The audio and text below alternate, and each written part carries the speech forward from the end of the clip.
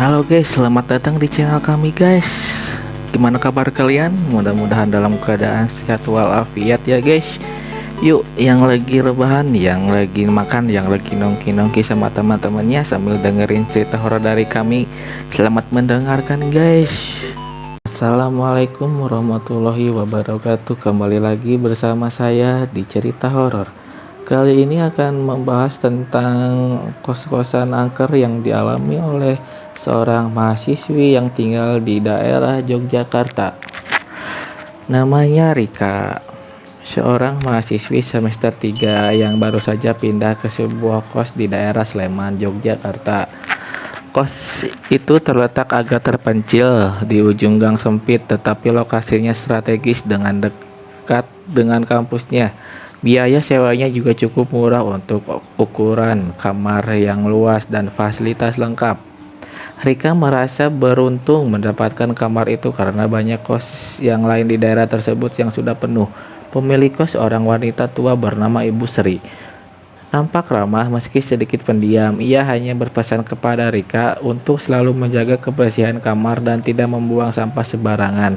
Rika mengiyakan tanpa berpikir panjang. Namun, sejak pertama kali ia masuk kamar itu, Rika merasa sesuatu yang aneh. Udara di dalam kamar terasa dingin meskipun cuaca sedang panas. Selain itu, bau anyir sama samar yang sulit hilang meski sudah dibersihkan berkali-kali. Pada malam pertama, Rika merapikan barang-barangnya hingga larut malam. Setelah selesai, ia merebahkan diri di kasur dan segera tertidur. Namun, sekitar pukul 2 pagi, ia terbangun karena mendengar suara kentukan pelan di pintu kamarnya.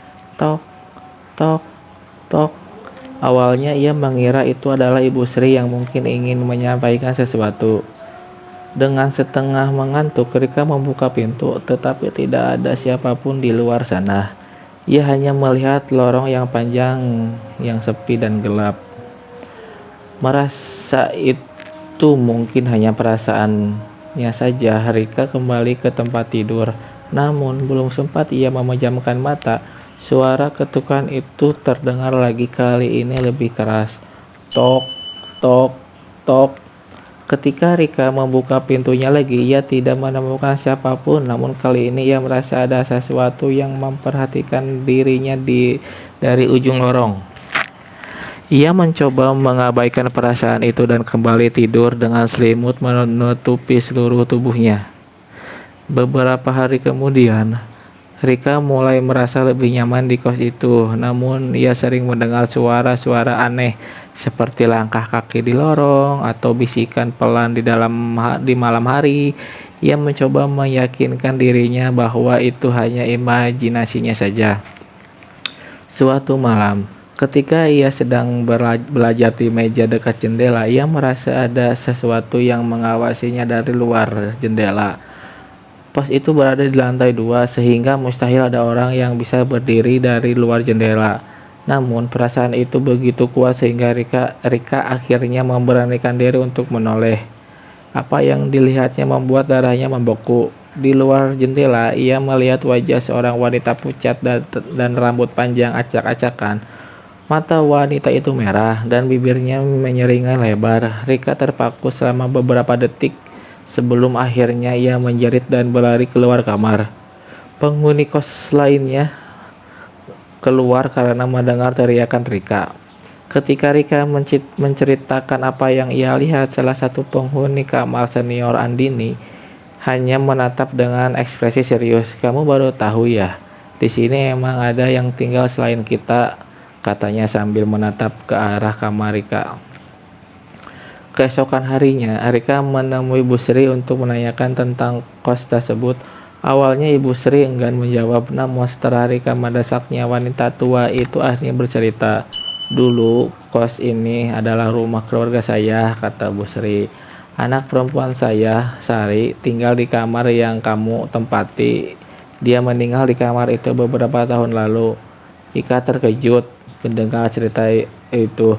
Bu Sri melanjutkan cerita bahwa Sari bunuh diri setelah putus cinta. Tubuhnya ditemukan menggantung di kamar itu dan sejak saat itu banyak penghuni yang melapor banyak kejadian-kejadian aneh. Aku pikir semuanya itu sudah selesai setelah beberapa kali dilakukan ritual. Tapi mungkin dia masih ada di sini, kata Bu Sri dengan nada sedih. Setelah mengetahui cerita itu, Rika merasa semakin tidak nyaman tinggal di kos tersebut. Kejadian-kejadian aneh semakin sering terjadi. Ia sering menemukan barang-barang berpindah tempat, suara-suara aneh di malam hari, dan bau anyir semakin menyengat. Suatu malam, kejadian paling menyeramkan ketika Rika sedang tertidur. Rika merasa ada yang menarik selimutnya. Ia membuka mata dan melihat sosok wanita berambut panjang berdiri tepat di ujung tidurnya. Sosok itu menatapnya dengan tatapan kosong dan berkata, "Pergi dari sini."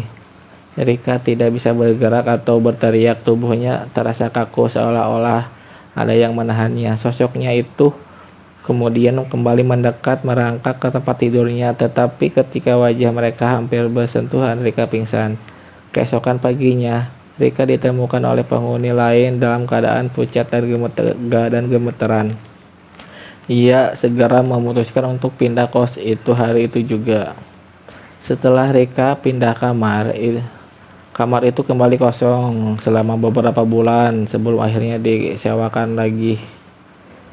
Namun penghuni berikutnya juga tidak pernah bertahan lama. Hingga kini kamar itu dikenal sebagai kamar angker, dan kisah tentang Sari terus menjadi cerita yang menghantui penghuni kamar tersebut. Terima kasih atas pendengarannya, sobat-sobat cerita horor. Jangan lupa di share, di subscribe, dan di like. Jangan lupa komen juga ya. Kita akhiri cerita ini dengan wassalamualaikum warahmatullahi wabarakatuh.